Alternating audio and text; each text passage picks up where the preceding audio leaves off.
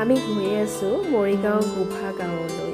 চহৰৰ হুলস্থুলৰ পৰা আঁতৰি এক শান্ত আৰু নিৰল পৰিৱেশ। চাওঁচোন আহক কেনেকুৱা এই পৰিৱেশ।